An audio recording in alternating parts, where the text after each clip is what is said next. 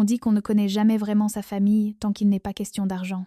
J'ai appris cette leçon en tremblant dans un couloir, écoutant mes parents et ma sœur rire de ma bêtise. De la facilité avec laquelle ils me prenaient mon argent année après année, tout en m'effaçant de chaque photo de famille, de chaque moment qui comptait. Je m'appelle Camille Bernier. On dit que les oreilles indiscrètes n'entendent jamais rien de bon. Mais avez-vous déjà entendu quelque chose qui vous a sauvé la vie? Laissez un commentaire ci-dessous. Je veux savoir si vous avez déjà surpris quelqu'un montrant son vrai visage quand il pensait que vous n'écoutiez pas. J'étais assise dans la lueur bleue de ma salle des serveurs à Monaco quand la notification a clignoté. Mouvement détecté au domaine de Saint-Tropez. Grand salon. J'ai ouvert l'application, m'attendant à voir un livreur ou peu être la gouvernante. Au lieu de cela, j'ai vu toute ma famille en ultra haute définition. Henri, Isabelle et Chloé se prélassaient dans le salon, en riant. J'ai monté le volume. Ma mère tenait un verre de vin, souriant d'une manière qu'elle n'avait jamais eue pour moi. Elle a dit « Camille cherche tellement désespérément à se faire aimer, elle ne remarquera même pas le débit. » Ma sœur a tapoté sur son téléphone et a dit « 25 000 € pour le traiteur du solstice, débité sur sa carte d'urgence. C'est fait. » Mon père a levé son verre et a dit « Ce n'est pas une fille, c'est une assurance retraite. » J'ai fixé l'écran. Je n'ai pas crié. Je n'ai pas jeté mon téléphone à travers la pièce. Je suis juste devenue silencieuse. Je ne me sentais pas triste. J'avais l'impression qu'un bug dans le code venait enfin d'être corrigé. Je n'étais pas une personne pour eux. J'étais juste un distributeur de billets. Je n'ai pas décroché le téléphone. Je n'ai pas exigé d'explication. Dans mon métier, quand on détecte une brèche, on ne demande pas au hacker pourquoi. On coupe la connexion. J'ai ouvert ma console d'administration.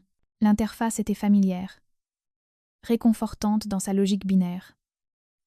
J'ai navigué vers mon portail bancaire et initié un protocole de verrouillage total pour fraude sur mes identifiants. Ensuite, j'ai parcouru la liste des utilisateurs autorisés. Henri Bernier, Isabelle Bernier, supprimé. Chloé Bernier, supprimé. J'ai regardé les barres d'état passer du vert au rouge. Accès refusé. Compte gelé. Ligne de crédit suspendue. J'imaginais le terminal de paiement chez le traiteur clignotant un message d'erreur à 60 km de là. L'adrénaline a commencé à s'estomper, laissant un vide froid dans ma poitrine.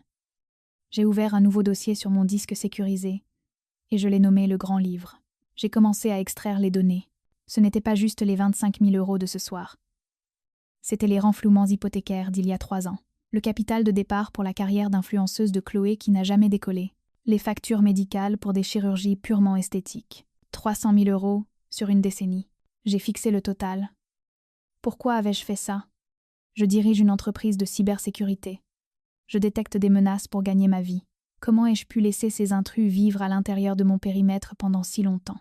Ce n'était pas de la bêtise, c'était du conditionnement. J'ai réalisé alors que ma générosité n'avait jamais été de la gentillesse. C'était une réponse traumatique. Un mécanisme de survie appris avant même de savoir lasser mes chaussures. Les psychologues appellent ça la réponse de soumission. Quand on ne peut ni combattre le prédateur ni fuir, on essaie de lui plaire. On se rend utile pour ne pas être blessé. J'avais passé 32 ans à croire que mon argent était le seul loyer que je pouvais payer pour occuper une place dans leur vie. Je pensais que si je payais assez, ils finiraient par me regarder et voir une fille au lieu d'un chèque de banque. Mais en regardant ce flux vidéo, en voyant leur visage tordu par la moquerie, la chaîne invisible a finalement cassé. Je n'achetais pas leur amour. Je finançais leur mépris. J'ai fermé l'ordinateur portable. Le silence dans ma maison était lourd, mais c'était le mien. Je n'allais plus être leur victime. J'allais être leur auditrice. Je me suis réveillée en m'attendant à des excuses. Être un message vocal paniqué de ma mère, demandant pourquoi sa carte avait été refusée chez le fleuriste. Au lieu de cela, je me suis réveillée avec une notification indiquant que j'avais été taguée dans une story. Chloé. Évidemment, j'ai ouvert Instagram. Elle était là, parfaite sous ses filtres, regardant sombrement la caméra avec des larmes brillant dans ses yeux, des larmes que je savais qu'elle pouvait commander sur demande. La légende disait « S'il vous plaît, priez pour ma sœur. Nous faisons face à une grave crise de santé mentale dans la famille. Nous l'aimons tellement. Mais parfois, les gens repoussent ceux qui veulent aider. » Elle ne m'a pas nommée, mais elle n'avait pas à le faire. Tout le monde savait. C'était un chef-d'œuvre de manipulation. Elle n'expliquait pas seulement pourquoi le gala du solstice pourrait avoir des problèmes. Elle me discréditait, avant que je puisse dire un mot. Elle me peignait comme la vieille fille instable, celle qui a pété les plombs. Puis les textos ont commencé à arriver. De tantes et de cousins à qui je n'avais pas parlé depuis des années. « Camille, chérie, ta mère a appelé. On est si inquiet.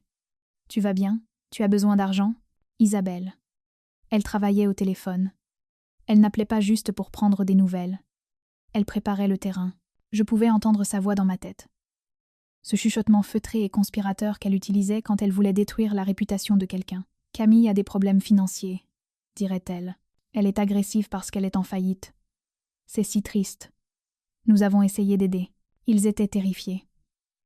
Ils savaient que l'argent avait disparu, et au lieu d'admettre qu'ils étaient des voleurs, ils ont décidé de brûler ma réputation pour couvrir leurs traces. C'était une politique classique de la terre brûlée. S'ils ne pouvaient pas me contrôler, ils détruiraient ma crédibilité pour que, lorsque les chèques seraient rejetés, tout le monde blâme mon instabilité, pas leur avidité. Je suis restée assise avec mon café, regardant les commentaires défiler sur le post de Chloé. On t'envoie de l'amour. Si courageux de partager ça. La santé mentale est si importante. Je ne me sentais pas blessée. La blessure implique qu'on attend mieux.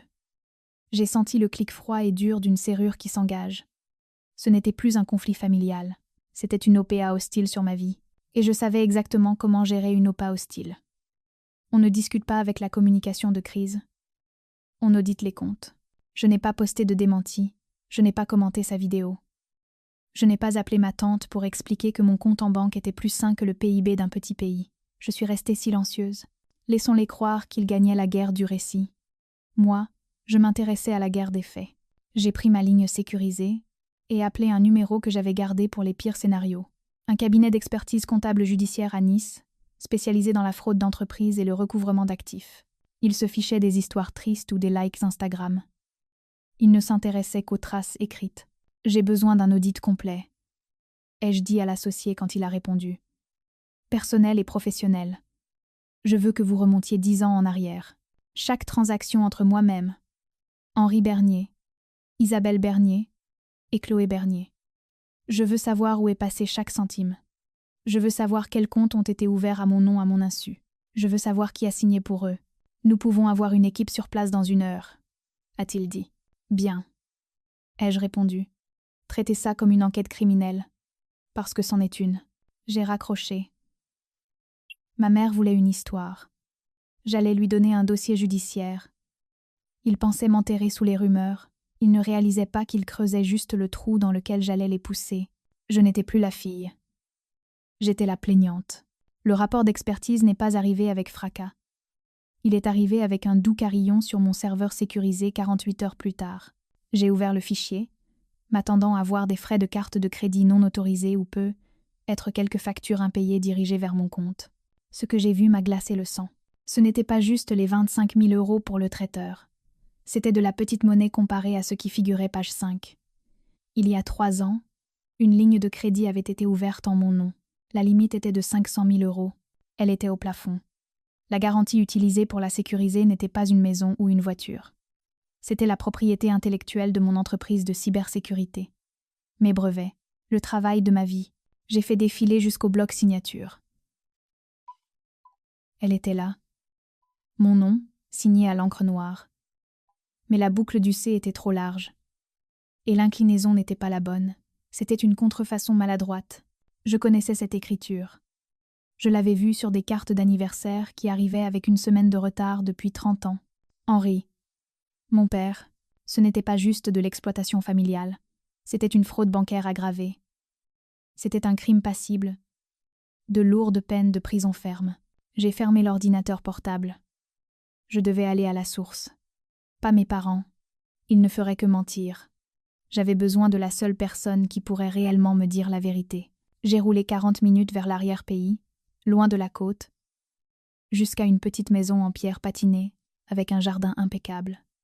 Grand-mère Élise ne vivait pas dans un manoir. Elle vivait dans une maison de la taille du pool house de mes parents. J'ai garé la voiture et remonté l'allée. Le dossier de preuve coincé sous mon bras comme une arme. Élise a ouvert la porte avant que je ne frappe. Elle a regardé mon visage, puis le dossier. Elle ne m'a pas offert de thé. Elle a juste tenu la porte ouverte. J'ai posé les documents sur sa table de cuisine. Je n'ai pas pris de gants. Je n'ai pas essayé d'adoucir le coup parce qu'elle avait 80 ans. Je la respectais trop pour ça. J'ai dit, Henri a imité ma signature. Il a volé un demi-million d'euros. Je vais voir la police judiciaire. Mamie, je pensais juste que tu devais le savoir, avant que les agents ne débarquent au domaine. Élise a mis ses lunettes de lecture. Elle a pris le rapport d'expertise. Elle a lu chaque ligne. Elle n'a pas eu le souffle coupé. Elle n'a pas pleuré. Son expression s'est durcie pour ressembler à du granit. Elle s'est levée et a marché vers un petit coffre ignifugé dans le coin de son cellier. Elle a fait tourner le cadran, les clics résonnant fort dans la cuisine silencieuse. Elle a sorti une épaisse enveloppe et l'a jetée sur la table, à côté de mes preuves. C'était un acte de propriété. Le titre de propriété du domaine de Saint-Tropez. Je l'ai regardé, confuse. Le nom sur le titre n'était pas Henri Bernier. C'était Élise Bernier. Elle a dit « Ton père ne possède pas cette maison, Camille. C'est moi, je l'ai fixée. » Mais il agit comme s'il l'avait construite. Elle a ri, un son sec et tranchant. Il s'est ruiné il y a 20 ans, en essayant de jouer au capital risqueur. J'ai acheté la maison pour garder un toit au-dessus de votre tête. Je les ai laissés vivre là à une condition, qu'ils ne touchent jamais, au grand jamais, à mes économies ou aux tiennes. Il me paye un loyer quand il peut, c'est, à dire presque jamais. Je paye l'électricité. Je paye la taxe foncière. Iningzelled, elle a regardé la contrefaçon sur la table, et ses yeux ont flamboyé d'une fureur qui m'a fait réaliser d'où je tenais ma colonne vertébrale. Elle a dit « J'ai toléré sa vanité parce qu'il est mon fils. J'ai toléré le snobisme d'Isabelle parce qu'elle est ta mère. Mais je ne tolérerai pas un voleur. » Elle a fouillé dans un tiroir et a sorti un stylo. Elle a retourné l'acte à la page de transfert. Elle a signé son nom d'une main ferme. Puis, elle a poussé le document vers moi. Elle a dit « Je suis trop vieille pour les combattre, Camille. Mais pas toi. Cette maison est à toi maintenant. Pas dans le futur. Maintenant. » Elle m'a regardé droit dans les yeux. Elle a dit « J'ai regardé l'acte, puis j'ai regardé le rapport d'expertise. J'ai réalisé alors que je ne menais pas seulement une guerre sur un front. J'avais les codes nucléaires. Ma grand-mère ne m'avait pas juste donné une maison. Elle m'avait donné le pouvoir de les dépouiller de la seule chose qu'ils valorisaient plus que moi, leur statut.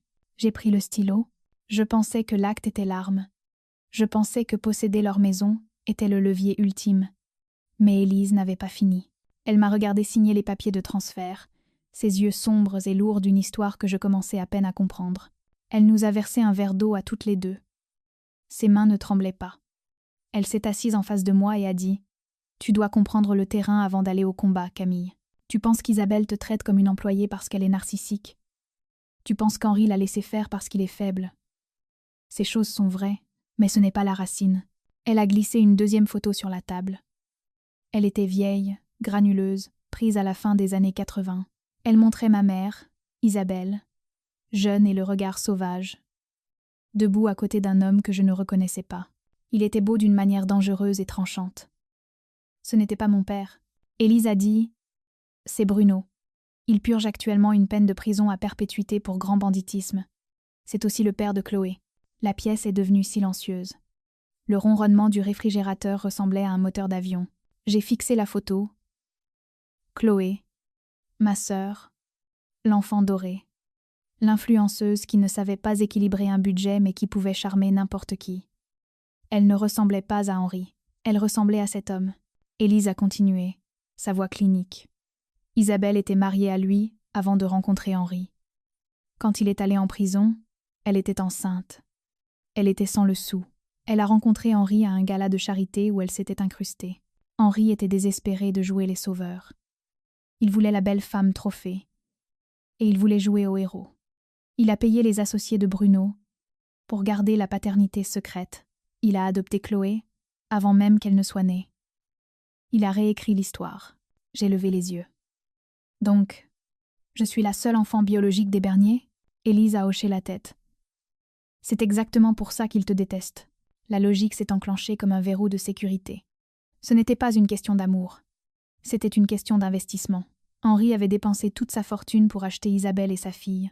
Il s'était surendetté émotionnellement et financièrement pour les garder. Chloé était le prix qu'il avait acheté. Elle était l'actif volatile qu'il devait constamment renflouer avec du cash pour la garder heureuse, pour garder le fantasme vivant. Et moi, j'étais l'obligation biologique. J'étais le pari sûr. J'étais la fille ennuyeuse, stable et intelligente qui lui ressemblait, qui lui rappelait sa propre médiocrité, son propre échec à être le mâle alpha excitant qu'Isabelle voulait vraiment. Il n'avait pas besoin d'acheter mon amour. J'étais née avec. Alors ils l'ont exploité. Je n'étais pas le mouton noir. J'étais le cheval de trait.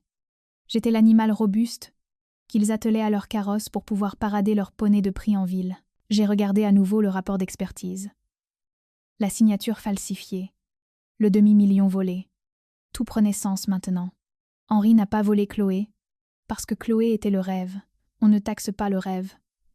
On taxe la réalité. On taxe celle qui va encaisser. J'ai ressenti une sensation étrange dans ma poitrine. Ce n'était pas un chagrin d'amour. C'était l'ouverture d'une soupape de pression. Toute ma vie, je m'étais demandé pourquoi je n'étais pas assez.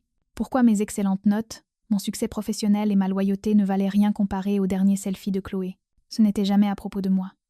C'était à propos du mensonge qu'il protégeait. Je me suis levée. La confusion avait disparu. La douleur avait disparu. Tout ce qu'il restait, c'était la géométrie froide et dure de la vérité. J'ai regardé Élise. J'ai dit, ils ont sacrifié la fille qu'ils ont eue pour vénérer la fille qu'ils ont achetée. Élise a bu une gorgée d'eau. Elle a dit, oui. Et maintenant, l'addition est arrivée.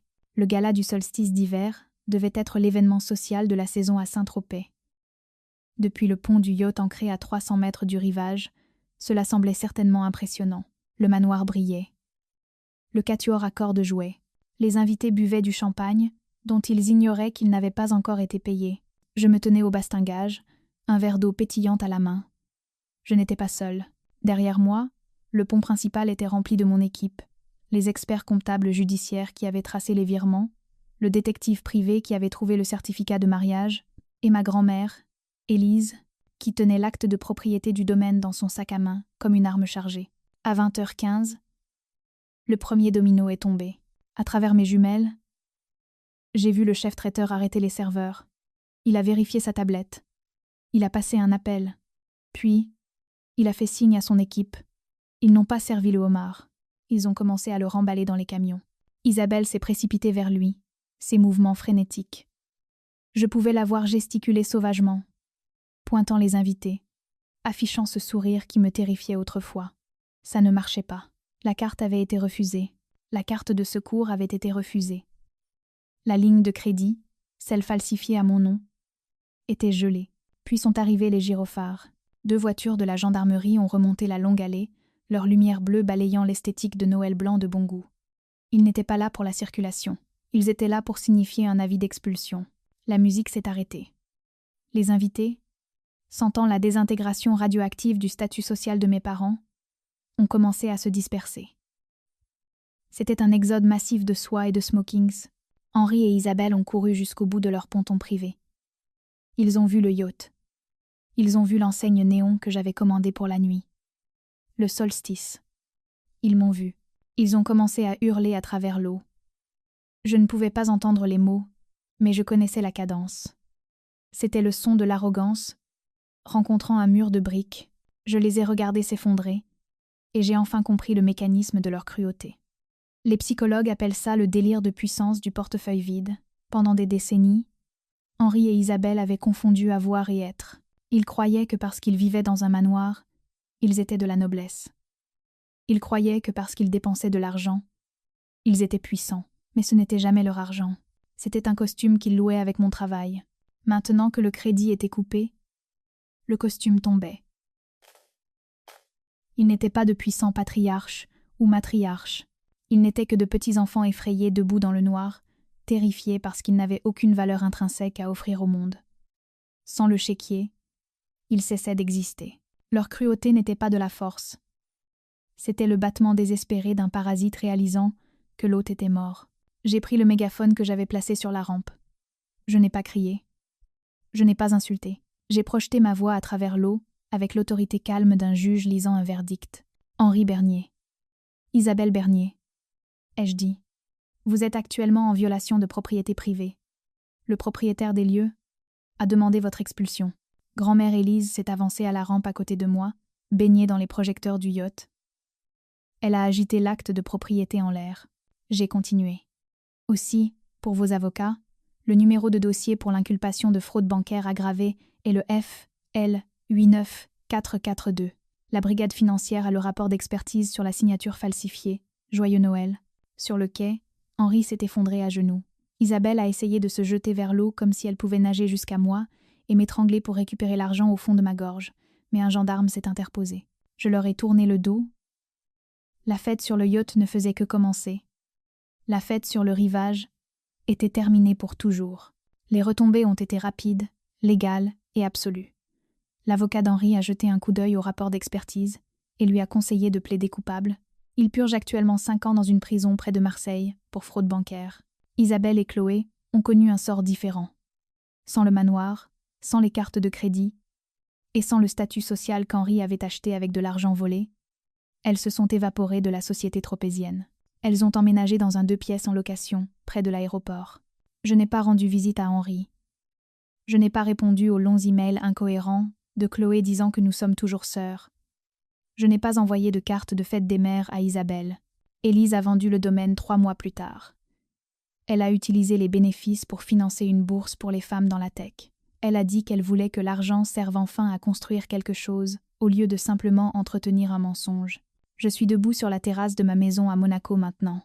L'air est chargé de sel et de jasmin. Je bois mon café noir. Mon téléphone est calme. Mes comptes bancaires sont sécurisés. Il y a beaucoup de culpabilité dans notre culture à propos de couper les ponts avec la famille. On nous dit que le sang est sacré, que le pardon est divin, qu'on n'a qu'une mère, qu'un père. Mais j'ai appris que la biologie n'est pas un contrat contraignant. Je n'ai pas perdu une famille cette nuit-là sur le yacht. J'ai survécu à une infection parasitaire. Pendant des décennies, je les ai laissés se nourrir de mon estime de soi et de mes finances, parce que je pensais que la douleur de les perdre serait pire que la douleur de les garder. J'avais tort. La douleur de les garder était un poison lent. Couper les ponts a été l'antidote. Ce n'était pas une tragédie. C'était une amputation. Et comme toute amputation d'un membre gangrené, ça a fait mal un instant, mais ça a sauvé le corps. Je regarde l'horizon, large, ouvert et bleu. Je ne suis plus une fille. Je ne suis plus une ressource. Je ne suis plus une pièce de rechange. Je suis Camille. Et pour la première fois, en 32 ans, je suis libre. Si vous avez déjà dû vous sauver en vous éloignant des gens qui étaient censés vous protéger, cliquez sur ce bouton « J'aime », partagez cette histoire avec quelqu'un qui a besoin de savoir que non est une phrase complète. Et dites-moi dans les commentaires. Quel a été le moment où vous avez enfin brisé vos chaînes? Je lirai chacun d'entre eux.